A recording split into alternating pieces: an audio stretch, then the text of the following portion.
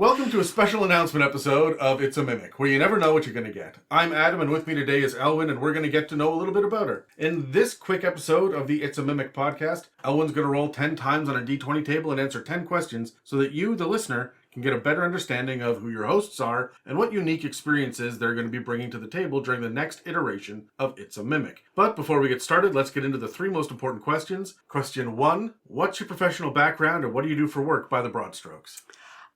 So I am a health and safety coordinator working in the oil and gas industry. Dealing with a lot of occupational health and safety. Are you like the training side of it, or? No, I'm more in like the metrics, I do a little bit of training. I'm kind of like a jack of all trades in it. I do a lot of like field safety stuff. I do kind of like audits. I deal with kind of help with like investigations, deal with our safety management system, kind of a lot of different things that keep me very busy during the day. All right, fair enough. Yeah, deal with a lot of different individuals, work with a lot of different disciplines, engineers, tradespeople. Would you call it high stress? It can be. Yeah. It definitely can be. This past 2024 was definitely one of the most stressful years that I've worked at this job. But it ebbs and flows. Fair. As any other job probably does, yeah. So what do you do with your spare time besides D&D and podcasting? A lot of board games, a lot of video games, a lot of spending time with family. What's your favorite board game? What's your favorite video game? Favorite video game, Final Fantasy 14 online. There's about 18 of us in our group that play, and we tend to do really nerdy LAN parties. Like it's 1997 again? 100%, except, we try and push the limits of Wi-Fi when we're all hooked up to it. But yeah, a lot of really nerdy LAN parties playing Final Fantasy, which is a great game. If nobody's played it, they definitely should.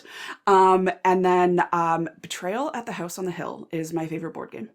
And I could talk forever about this game. I have every expansion. I have every edition. I have everything to do with this board game. I love cooperative board games, but I love the kind of 4-on-1 kind of trader-esque board games as well. Would you rather be the trader or on the team working against them? It kind of depends on the scenario. For those that have played Betrayal before, like there are some that are really fun to play when you are the heroes, and there are some that are just absolutely amazing to play when you're the trader. So I think it's kind of scenario dependent. And I think it kind of plays into a lot of, it's kind of the same as D&D. It's kind of player or scenario dependent. So, speaking of D&D, which D&D class is your idea of your perfect self? So not actually just you, but the best version of you. Best version of me. I would say like some sort of ranger. I wish that I was as cool as rangers are, with their, just I am an outsidey person. I'm not an outdoorsy person. And I wish that I was an outdoorsy person. I love the occasional camping in the summer, not going to do it in the rain type thing, but I wish that I had the fortitude that a ranger has to be able to just go out into the wilderness and survive. And they look really cool with a bow. Would you be investing in the animal companion? Yes, 100%. And what would it be? Oh, okay, what kind of ranger am I? Am I along the coast? Am I in the mountains? You tell me, is your perfect self. Oh, I want all the animals. Okay. I want all the animals. I would probably go with a raven or a bear. God, those are two extremes of the spectrum. They are complete extremes of the spectrum. Right. I'm an animal above human kind of person. Fair. Okay, I've got a bunch of questions here for us to roll randomly on. So grab a die and let's start going through them. 18. What is the one corner of pop culture that you don't understand but you wish you knew more about? Pop culture? Oh, I feel like I'm not very savvy with a lot of pop culture. I feel like I know bits and pieces just through like social media and things like that. But I wouldn't say that I am pop culture savvy at all. I don't understand people's obsession with reality TV shows. Is that a... Like, And how are you friends with Megan? I don't know. That's all she watches, and I don't know how. She keeps recommending it to me. And she's watched every Love Island. She's watched every Too Hot to Handle. She's watched every Love is Blind. She's watched everything, and I read books. I don't watch TV, and so that's never like people's obsessions with certain families like the Kardashians, or like even in like the early 2000s with like The Sweet Life with Paris and Nicole. Like I never understood people's obsessions with people that are famous for being famous. I don't disagree with that because I don't watch any of that shit. Yeah. So, let's roll again. That is a 6. What is something that you are secretly really proud of that almost no one in your day-to-day life really knows about? How deep are we wanting to get here? Go as deep as you're willing to go on the internet. I mean, I'm a pretty open book when it comes to a lot of things. So recently, in this past year, my partner and I, we went through IVF. Mm-hmm. And you always kind of hear about how difficult it is, but you never really know how difficult it is until you experience it. And I'm proud of myself for going through that, and I'm grateful and blessed that it was successful. But I know that I am a very lucky case. And that it is a very sensitive topic for a lot of people, but a lot of people don't know. A lot of people in my life don't know that it's happened, and I've now put it out on the internet. So, I mean, yeah, it's a difficult thing, and a lot of people don't know, but it's something that I'm incredibly proud that I did, because it's something that was incredibly important to me. Of course. Let's roll again. That is a 9. Okay, another really deep one. Okay. What's your favorite and least favorite holiday? Ooh. And I mean the ones that people truly celebrate. So Labor Day, for example, doesn't count, but birthdays do. Yep. Favorite holiday, hands down, Halloween.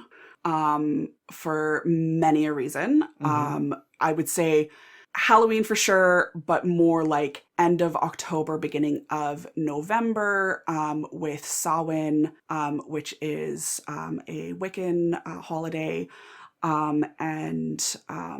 Like I very much appreciate like other cultures that have holidays around there, like Mexican Day of the Dead. Sure. I think that it is the most beautiful celebration. And so I just kind of like really appreciate kind of end of fall, beginning of winter, kind of that time. I hate birthdays. I hate my I hate my birthday. Specifically my birthday. Love everybody else's birthday. Will go above and beyond, and I've seen this, yes. Will go above and beyond for everybody else's birthday. I hate my own birthday. I don't know why specifically. I can't pinpoint one specific thing. I don't like being the center of attention, which is probably a very large contributing factor to it. But from like a young age, my mom still bugs me about the fact that apparently when I was in, it was like kindergarten or grade 1 or something, she sent me to school with a stack full of invitations for my birthday to hand out to my entire class. She had planned an entire party, hired a clown, like everything for, it was like my 6th or 7th or something like that birthday. I invited one person, which was my best friend at the time. And so one person showed up. And that's it. And my mom's like, what the hell? And I'm like, you said I could invite whoever I wanted. So I invited the person that I wanted. Wow, and something got lost in translation there. A little bit. I mean, I guess I took it a little too literal. But yeah, I've never really been like big to be the center of attention, which is why I kind of nowadays, when it comes to kind of doing birthday celebrations with friends and things like that, I prefer to do things like murder mysteries at home, or like going to an escape room or something like that, like group activities where I'm not the spotlight's not the spotlight. Yeah. All right, let's roll again. So you must love this episode then, because yeah. This is my cup of tea. 15. What's your biggest pet peeve? Oh, I've got a lot of them. Can I just say humans in general? It's the reason why I drive to work and not commute on transit, even though both my home and work are 5 stops away on the same transit line. I think the way that people have become so disconnected to society and they just live in their own personal bubble when in public. Mm-hmm. If that makes sense. It's the individuals that play TikTok videos on the bus with no headphones. It's the complete... You could just say Gen Z. I don't even know if it is just strictly Gen Z. I think it's just the way that society has devolved, that people are very self-aware of their own personal bubble, and that's about it. And they don't think that anybody else exists within it. And the only time they acknowledge anybody that exists in it is when something has troubled them, or they don't get their way, or like something has gotten in their way. Fair. And I think that I would say is like my biggest pet peeve. I could also say like people chewing with their mouth open and things like that, but I think that that's just, it's background noise that I just filter out now. Sure. All right. 1. Natural 1. Yay. That one. This one's good. What's your hottest take about anything? Ooh, I don't have a lot of hot takes about things. One big hot take that I have is McDonald's McCafe coffee in Canada is better than Tim Hortons coffee. And I know that as a Canadian, that is blasphemous to say. No, it isn't. There's a good damn reason for it. There is a good damn reason for it, and I think that you know why. But for the lovely listeners that don't know, it's a little food fact that I always like to pull out. When Tim Hortons was purchased 20 years ago now by, I believe it was the corporation that owns Burger King and Harvey's or something like that down in the States. Tim Hortons was purchased by them. They decided to kind of sever the relationship that Tim Hortons had established with the one specific coffee grove that they would get their coffee beans from. And McCafe was like, okay, we'll take that because it is a beloved Canadian beverage. But only in Canada. Like McDonald's in America still have the sludge that we remember. Yeah. And so it's only in Canada, which, I mean, makes sense because it was from what I had remembered reading, it was a small family-run coffee grove that really only had enough to supply Canada. Yeah. But it is our beloved Timmy's coffee that is now served at McCafe. So if anybody hates Timmy's coffee and they're like, why do Canadians love it so much? Go try McCafe in Canada. Yeah. That's why. Why. Let's roll again. 4. What's the one thing you wish listeners could know about you? I feel like I am a very open book when it comes to talking on the podcast. I don't know. I don't know. I'm stumped on this one. What do I want people to know about me? Is there an achievement, a skill that you have, a hobby, something from your past that you went to go do a thing and it was super cool, or... This is my least favorite thing when you do like the circle up meet and greets every time that you do like the icebreakers of what's one cool thing that I would say like my one cool fact that I always used to say is that I've had the same best friend for 25 years, but I think everybody on the podcast knows that. So I can't use that as my one cool fact. I would say that I am a amateur to moderate archer. It's something that I kind of picked up during COVID. I had been shooting firearms with my dad since I was 15 or 16 years old. And then had recently, he moved away when he retired, moved out of the city, and took our beloved family armory with him. And so I was like, it's a very expensive hobby that Dad's no longer funding.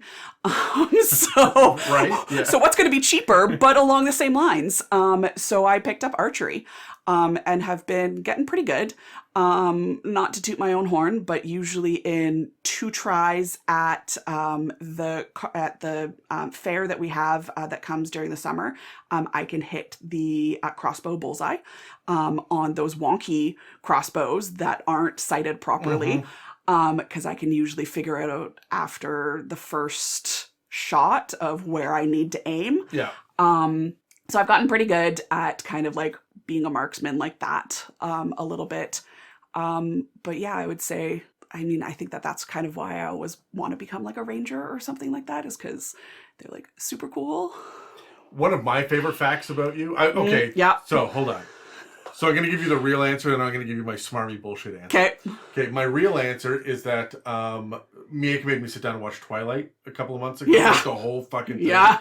Love that. Yeah. And I've got a lot of thoughts. I would like to actually sit down with you guys and Absolutely. pop off on an episode about it, because I got some thoughts. Absolutely break down Twilight. But you and Megan actually did like a Twilight tour. Oh, we did. Like years ago, Oh apparently. my God, we did. It was something that was set up by my mom for my birthday. And it was myself, Megan, and 2 of our best friends from elementary high school. And it was this lady that worked in the film and television industry in the Pacific Northwest. And she had essentially started like hey, I will come pick you up at your house and drive you around to all of the filming locations for Twilight. And at that point, Twilight was so... Like, what year was this? Oh, it got to be 15 years ago now. So, like, 2010. Yeah, about that. Right when the first movie or 2 came out, right? It was after, I think it was around the time Eclipse came out. So whatever that was, 2010, 2011, because it was after Eclipse came out, but I think that it was before Breaking Dawn. Okay. Because they had taken us to this one specific location. I'm going to get really nerdy about this. I don't know. Twilight was such a big part of my personality. Looking back on it, so cringeworthy. Hey, you were the target demographic when it came out. I was such the target demographic, and I fell into it.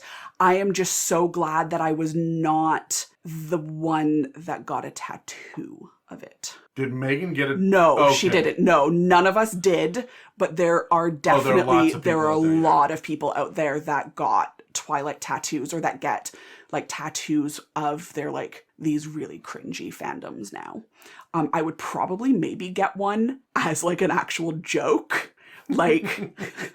That's commitment to a bit. I'm going to tell you right now. Like, as a joke, it would be like a picture of like, it wouldn't even be like a picture of Jacob, but it would just be like, Bella, where you been, Loca? Like, I would get something like that tattooed. Jesus. Just as a joke. That's not a joke I like. My smarmy answer for the thing is that I don't think anybody listening to the podcast knows is you say more than anybody else in my entire fucking life. And I think that I edit 90% of them out, and I'm gonna leave them all in this episode. So oh no. Oh yeah. Oh, there's gonna be an counter somewhere on the internet. Oh, yes. Oh, you know what? no. Yep, so there you go.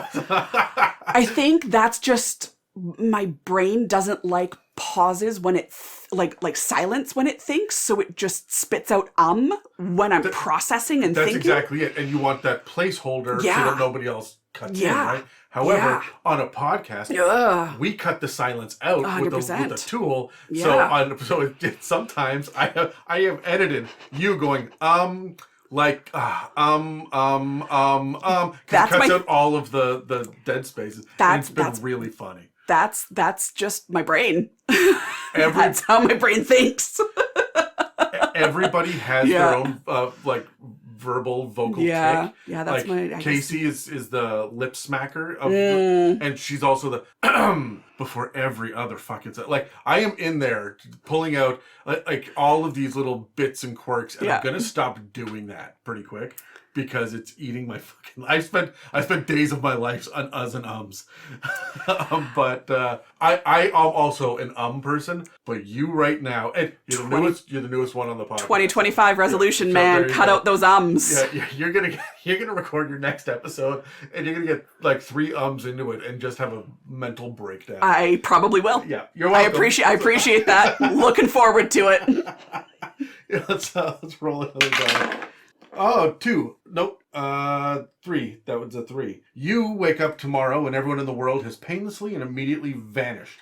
Except for you and 3 other people from It's a Mimic. Who do you choose to spend the rest of your life exploring the empty planet with, keeping in mind survival, personality, and mental health? Okay, given Megan. Sure. I'll let you keep Megan on because otherwise you've only been on the podcast with like 3 other people. Yeah. However, you know Steve pretty well. I do know Steve. I've met Dave. I've met Dan.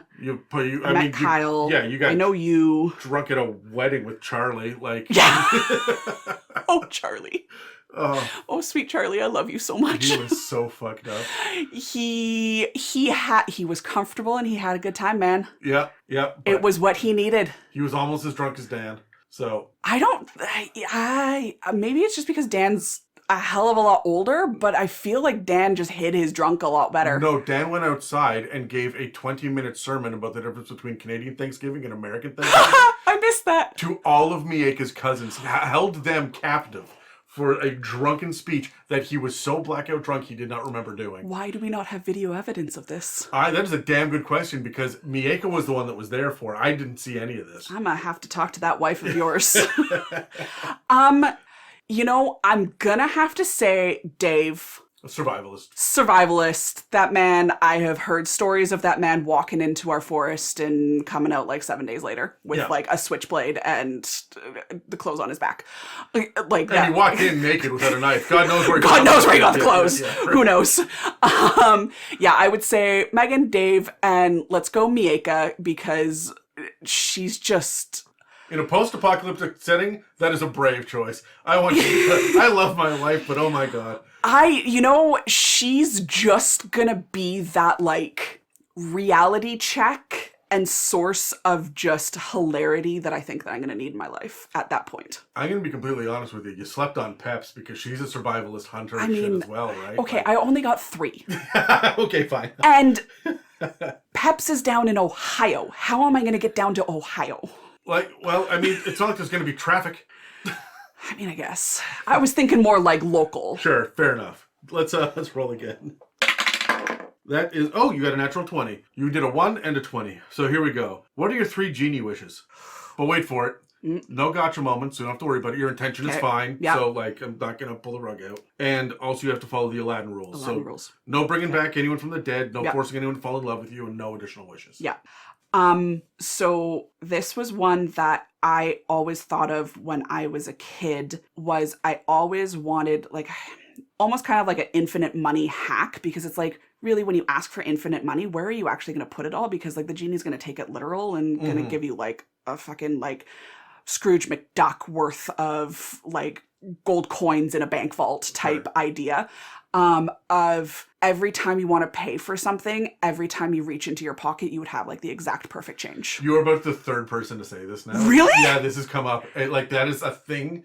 I had a buddy say that to me in, 2004. Yeah, I had thought of it, it was years ago. I think he went and posted it on Tumblr, and he got a bunch of, might have been Facebook, but it got a lot of, he was early social media. Yeah. When he posted it, a couple of years later. And it got so much traction that's now it's one of those answers. It's one of those answers. Yeah, I think it was his 15 minutes of fame, so it's so funny. It might have been him that I had seen it from back in early social media days, because it's something that I've had since, high school, of, that would be my, number one of... It's an infinite money hack. I know that I would never go for, the corny peace on earth or anything like that, because I think conflict inspires innovation. Sure. I would say I wish that animals, that pets had the same lifespan that you had. That it wasn't just like that your cat didn't die after 10 years, that they could be a full life companion, because that's heartbreaking. I've gone through a couple of pet losses, and Yeah, that sucks. yeah, my fur babies are a huge part of my life. So I would say infinite money hack. Your pets or just animals in general have, like human-esque life spans. And I would wish for, I don't know, maybe like a superpower or something like that. Like maybe like mind reading or telekinesis or something cool like that. Something I could fuck with people with. I'd want the most subtle thing that I'm clearly not going to get studied for later, Yeah. right? Like, mind reading is a great one. Yeah. Because how are you ever going to prove that? Exactly. Right? But you could fuck flight, with people. They're going to, like... Yeah, they're going to study you. Yeah, you're in a lab. So. Yeah, you're going to study. Yeah, but it's, like something like, I would say like mind reading or something like that, where I could fuck with someone and use it to my advantage or disadvantage. But again, it's difficult to prove. Sure, yeah. That is a 13. I feel like you already answered this in another question, but let's ask anyway. Okay. What's the biggest conflict that you've overcome that you're willing to talk about on the internet? I mean, I guess I battle with myself and everything that I kind of went through medically over the past year and things like that. I would say mental health in general, and I think that it's still a battle that I am facing. Mm-hmm. I don't think that when it comes to mental health, it's something that you ever win. I think it's something that you make peace with and live with, and build tools to understand and manage.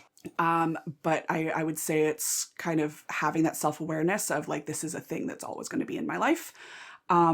But yeah, I would say kind of the internal conflict that I had with myself going through everything. It's a lot when you blame yourself for something that you can't control. And it's something that I think will forever kind of live with me. Yeah, that's fair. Yeah. All right, last question on the table. Let's hope we get a positive one and on a high note. Yeah, here we go. 17. What's your favorite number? What color is it? And how important is it to you? Favorite number is 26. Why? It's the day I was born. Okay, all right. It's always been my favorite number. I also find 13 lucky, and it's double 13. There's a couple of different other reasons going into like numerology and all of that sort of stuff. 2 + 6 is 8. There's a whole bunch of different reasons. 26 has always been like a plum, deep, rich purple to me. Okay. Do you know why? I have no clue.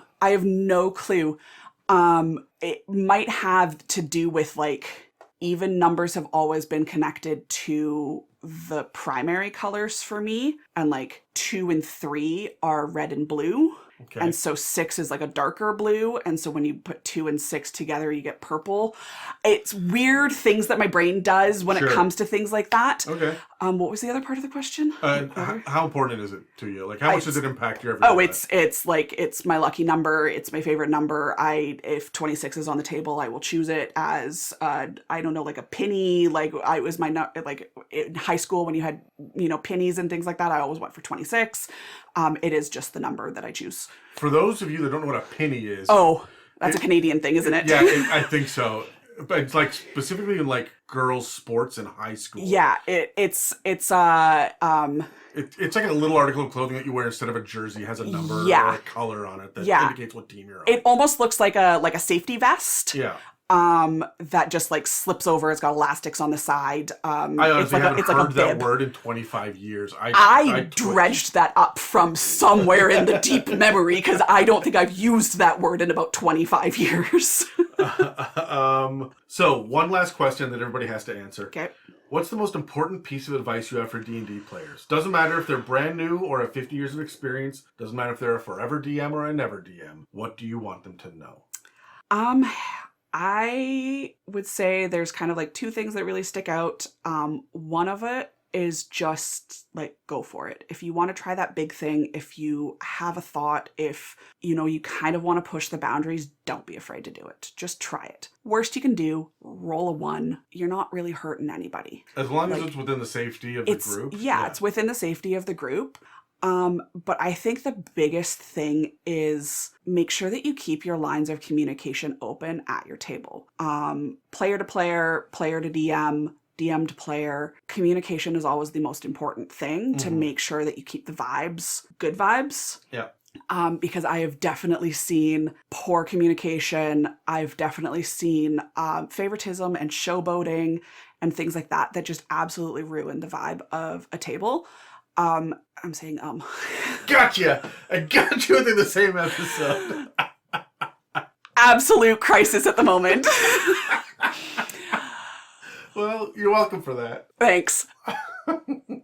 If the vibes are off at the table, don't feel like you can't speak up and say something, because it's your enjoyment. It's everybody else's enjoyment. It's just have those conversations. They're difficult to have. They're difficult to have in real life. They're difficult to have at a table. They're difficult to have in character at a table. They're just, they're uncomfy, but have those uncomfy conversations if you need them. Yeah. I think that that's the most important thing is communication. Well, that's all for this Meet the DMs episode of It's a Mimic. Please take a second to engage with a like, follow, comment, and review to help push our engagement. And don't forget to subscribe to find future inspirations for your campaigns. If you'd like to support us, we have a store with some merch and a donate button on our website, itsamimic.com, as well as a Patreon. This episode and others can also be found on Spotify, Apple Podcasts, YouTube, and most other podcast apps. Thanks for listening to It's a Mimic, where you never know what you're gonna get. Fuck you.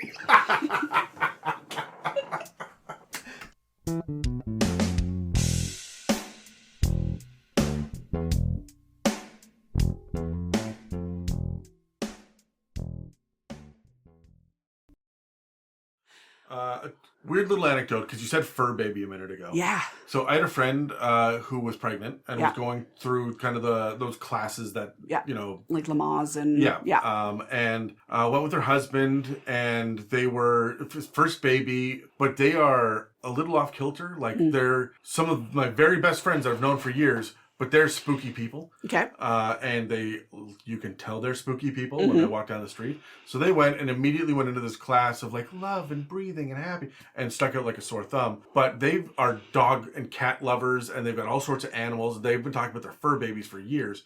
So when they walked in and they, you know, do you know the gender? Do you have a name yet? And they're like, no, we just know that we're having a skin baby. I have also called. Yeah. And I've also said that I am having a skin baby. It stopped the class cold, and it was the most awkward thing because the woman teaching was like 83 years old. Yeah. And that like made her repeat it. I'm sorry, a skin baby? Yep. And like it was just the most awkward thing ever. They paid for 5 classes up front, only went to the one, never went back. I have also heard that term, and I laugh at it every time because that's my type of sense of humor. Yeah, absolutely. I mean, that's very much up my alley, and I think I would do it just for the comedic effect of just the record scratch in the room. Then there was a definitive record scratch. Yeah. Like that was a moment that they will never forget. Yeah, love it. And yeah, wonderful.